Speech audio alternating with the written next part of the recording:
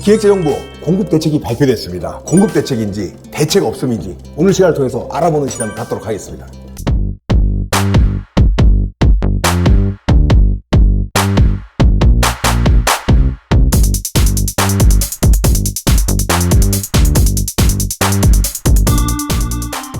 자, 이번 주에는 정부와 서울시의 주택에 대한 보도자료가 계속 이어지고 있습니다.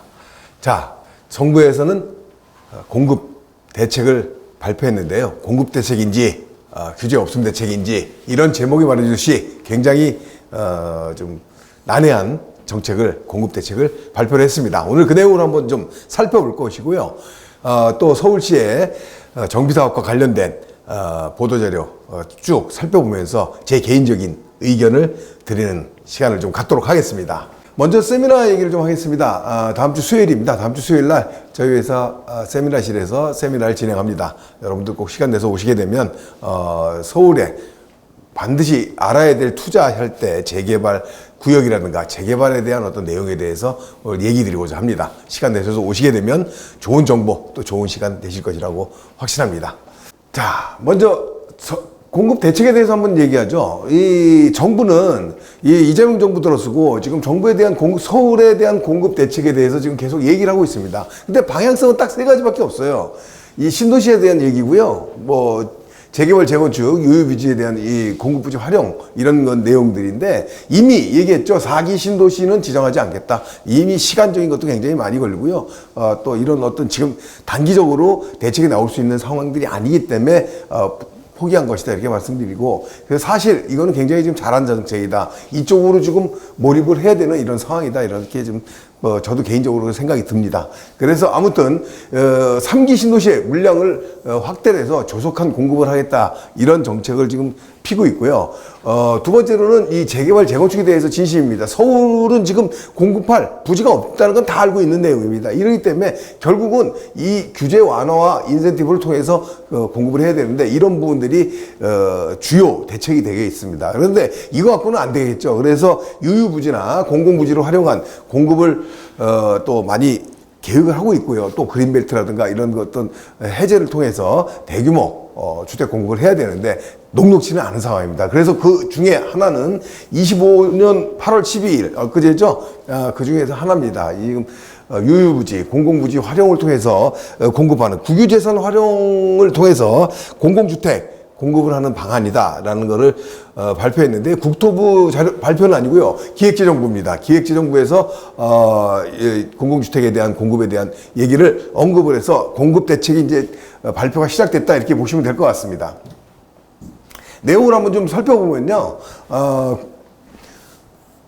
국유재산 활용에 대한 공공주택 공급 방안입니다. 그래서 기존에 있던 2만 호 정도는 윤 정부에서 지금 추진했던 것들이고요. 1만 5천 호 정도가 새롭게 발굴해서 도합해서 3만 5천 호 이상을 지금 공공주택을 공급할 계획을 갖고 있는 것이죠. 그런데 그 기존에 윤 정부에서 추진하던 거를 2035년까지 앞으로 뭐 10년 정도를 두고 공급할 것들을 인허가 단계라든가 뭐 모든 이런 것들을 좀 단계를 당기면서 조기 공급을 하겠다 이런 지금 발표를 하고 있습니다. 그래서 지금 뭐 대방동에 군간선 복합개발 180호 정도가 있고요. 용산 유수지 300호, 50호, 종로 천안세관에 50호 뭐 이런 정도가 기존에 있던 내용들이고요.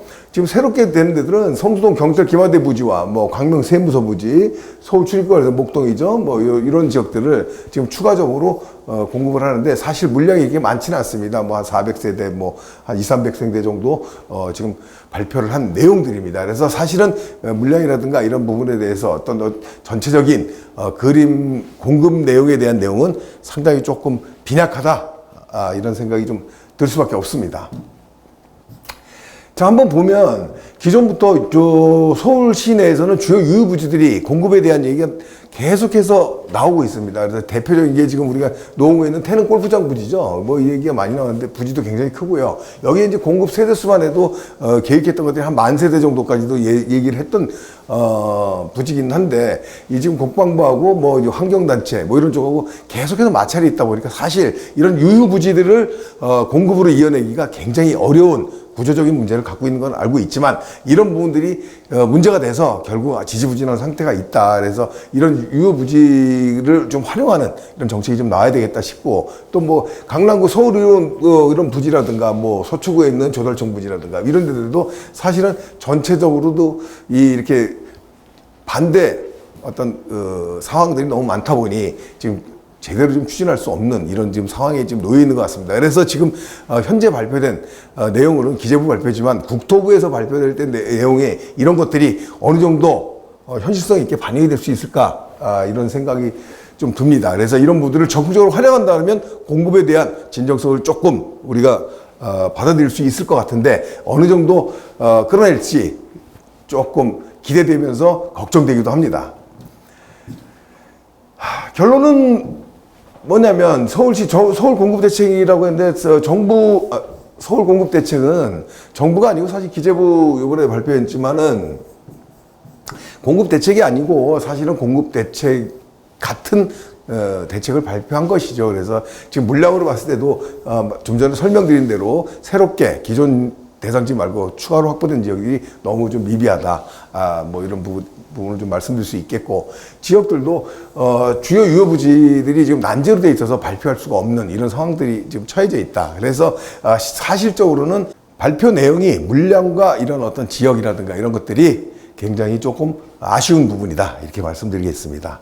또한 지금 물론 공공주택이긴 하지만 공공주택이 지금 대학생 청년 신혼 중심의 어떤 공공주택을 공급하겠다는 발표를 한 것인데 사실 시장에서는 필요한 곳이 지금 그런 곳이 아니죠. 그래서 지금 시장에서 필요한 것은 뭐 20평대, 30평대, 정확하게 말하면 어떤 40대, 50대들이 살 수 있는 이런 집들이 굉장히 지금 필요하고 서울에서 지금 그런 수요가 굉장히 지금 크게 늘어나고 있는 것인데 그런 것과 조금 결이 다르게 보여지는 이런 곳에 공급 대책을 지금 공공주택 공급을 내놓고 있었다. 이렇게 좀 볼 수 있을 것 같습니다. 그거에 반대로 지금 서울시에 대한 얘기를 좀 한 가지 드리겠습니다. 또 이번 주에 나왔던 얘기인데요. 오늘 발표된 내용입니다. 그래서 서울시에서 보도자료를 통해서 나왔는데 서울시 주택 건설 분야 규제 철폐 3건에 대해서 추가 발표했습니다. 여기서 우리가 좀 중요하게 봐야 될 것은요. 하나만 좀 보면 되는데요.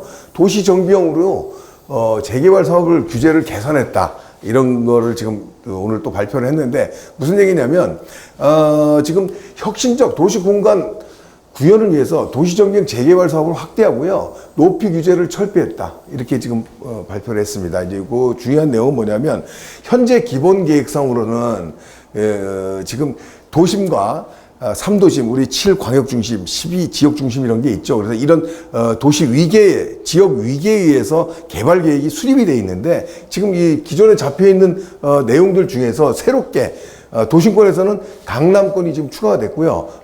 또 광역 중심으로서는 잠실권이 좀 추가됐고 위에 창동 상계가 추가됐다. 이런 부분들이 굉장히 좀 특이 사업으로 좀 볼 수 있겠습니다. 이 도시정비용 재개발 사업이라는 게 뭐냐면요. 일단 상업지역, 뭐 공업지역 이렇게 얘기하는데 뭐 중공업지역 이런 것들이죠. 토지에 효율적으로 이용하고 도심부의 도시 기능의 회복이 필요한 지역에서 도시 환경을 개선하기 위해서 시행하는 사업이다. 굉장히 말이 어렵죠. 한마디로 얘기하면 도심 내 중심 지역을 얘기하는 겁니다. 그래서 지역 내에서 중심권 지역, 그러니까 상업지, 뭐 중공업지 이런 어떤 활성화되어 있는 곳, 대중교통이 좀 잘 되어 있는 결절지 같은 곳 이런 곳들을 얘기하는 건데 한마디로 말하면 역세권 개발 뭐 이런 식으로 좀 보시면 될 것 같습니다. 역세권 개발의 어떤 한 일환이다 이렇게 좀 보면 될 것 같습니다. 그래서 이 도시정비용 재개발 사업 굉장히 얘기가 많이 나오고 있고요. 우리가 많이 알고 있는 지금 뭐 역세권 활성화 사업이라든가 역세권 장기전세 주택 뭐 이런 것들이 다 도시정비용 재개발 사업을 기반으로 하고 있다 이렇게 보시면 될 것 같습니다. 그래서 이런 사업들을 지금 계속해서 강남권까지 확대하고 잠실권까지 확대했다 이런 내용을 오늘 보도를 했습니다. 또 지켜보면 그 내용 중에 하나는 자, 보시게 되면 현재 기본계획에서 잡혀있는 거 영등포라든가 도심권이죠. 광역중심, 청량리, 마포, 공덕, 지역중심이 나오는데 기존에는 높이라든가 기준 높이라든가 이런 것들이 다 이렇게 좀 난해하게 돼 있었던 거를 제한을 다 풀었죠. 도심권은 제한이 없고 높이 규제를 다 삭제했습니다. 굉장히 프리하게 개발을 할 수 있는 이런 여건을 만들어준 것이고요. 또 기존에 용산, 청량리, 뭐 마포 이런 지역들도 지역마다 높이 기준이라든가 이런 게 달랐는데 150m로 지금 다 획일화 했습니다. 그래서 150m 정도 되면 높이 기준으로 얘기하면 약 한 40층 정도 전후로 될 것 같습니다. 그래서 굉장히 완화시켜주는 이런 것들을 정책을 내놨다 이렇게 볼 수 있겠습니다. 그리고 또 용적률에 대한 얘기인데요. 지금 일반 사업지 같은 경우에도 800%의 법적 용적률 2배 이렇게 돼 있었는데 계산에서는 880%의 2배를 줍니다. 또 준주거도 440%까지 올렸고요. 준공업지역 뭐 이런 데도 800%와 400% 이런 식으로 굉장히 용적률, 그러니까 한마디로 용적률과 높이 규제 이런 규제를 완화하는 계속해서 이런 서울시의 정비사업에 대한 진정성을 보여주고 있다 이렇게 좀 볼 수 있겠습니다.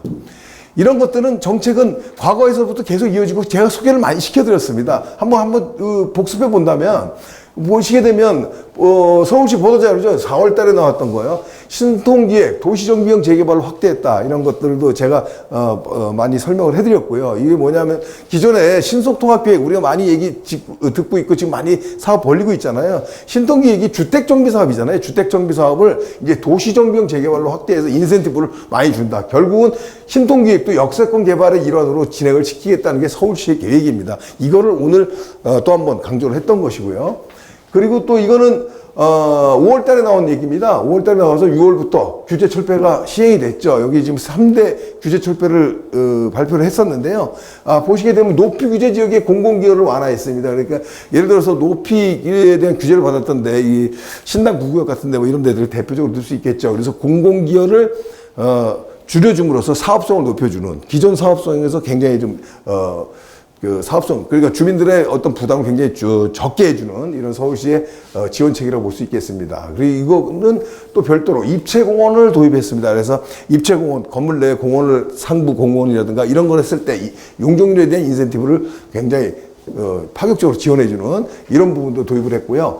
또 역세권 준주거 종사에 대해서도 발표를 했었죠. 3종 발표를 할 때. 이거는 뭐냐면 역세권 지역에 준주거로 종사를 해주는 조건에 대해서 기준을 정립을 시켜줬다. 이렇게 볼 수 있을 것 같습니다. 그래서 이런 내용들 서울시에는요 벌써부터 올해 들어서만 해도 이런 보도자료를 통해서 정비사업에 대한 규제를 계속해서 완화해주고 있습니다. 오늘까지. 그래서 규제 철폐라든가 이런 것들을 계속해서 진행시키고 있거든요. 그래서 서울시의 이 어떤 진정성 이런 것들을 좀 자세히 볼 수 있는 이런 어떤 흐름이다 이렇게 볼 수 있겠습니다. 오늘 내용 한번 정리해 보면요. 기재부에서 나온 공공주택 공급에 대한 공급 대책과 또 서울시의 정비사업에 대한 규제 완화 이 두 가지를 보도자료를 좀 접해드렸는데요. 결론을 말씀드리면 정부의 공급정책의 발표, 정부라고 하기보다는 기재부 정책인데 앞으로 나올 국토부 공급정책이 굉장히 기대되는데 사실은 굉장히 늦어지고 있어서 안타까운 점이 있죠. 이런 공급정책이 발표됐지만 현실적으로 공급 대안으로는 좀 불충분하다. 예, 어떤 부지라든가 많은 전문가들이 시장에서 예측했던 선에서 넘어서지를 못하고 있는 발표가 나왔다. 이렇게 볼 수 있겠습니다. 그래서 확인할 수 있는 거는요, 정비사업을 통해서 공급 방향을 재확인했다. 서울시의 지금, 정비사업에 대한 진정성, 오늘 설명드린 대로, 지금 말씀드린 대로 서울시에 대한 정비사업의 어떤 규제, 완화, 인센티브 방법이 없거든요. 대안은 서울에 재개발, 재건축을 하는데 재건축 자체는 쉽지 않습니다. 그래서 재개발을 활성화시키는 공급을 하기 위해서는 이 방법밖에 없다는 얘기를 계속해서 정책으로 좀 보여주고 있다 이렇게 볼 수 있는 내용들입니다. 그래서 서울 아파트는 당분간 계속 지속될 수밖에 없는 게 공급 방법, 대안이 찾기가 굉장히 어렵다. 국토부에서 공급에 대한 획기적인 어떤 대책이 나오기 전까지는 강세가 지속될 것으로 보여지기 때문에 방향성, 정비사업에 맞는 철저한 대비를 꼭 해야 된다. 제가 강의 때마다 많이 말씀드리죠. 이런 정부와 서울시의 어떤 보도자료와 정책을 통해서 이런 정비사업 재개발에 대한 얘기를 적극적으로 지원을 하고 있는데 아직까지도 정비사업에 대한 투자를 하지 못하고 발을 담그지 못하신 분들은 굉장히 후회하실 일들이 너무 있을 것 같습니다. 앞으로 펼쳐질 정비사업 기회가 그렇게 많지 않습니다. 여러분들 이런 정책 보도자를 통해서 다시 한번 확인하셨듯이 재개발에 대해서 서울시의 어떤 주택 가격에 대해서 의심할 필요가 없습니다. 여러분들 확신을 갖고 재개발 지역에 적극적으로 참여하시는 시간이 되시기를 바라겠습니다. 자, 오늘 강의 여기까지 마쳐드리고요. 다음 시간에 좋은 내용으로 다시 한번 찾아뵙도록 하겠습니다. 한정훈의 부동산 DJ에서는 여러분들의 고민을 기다립니다. 영상을 보시고 투자에 관심 있으신 분은 지금 바로 연락 주시기 바랍니다.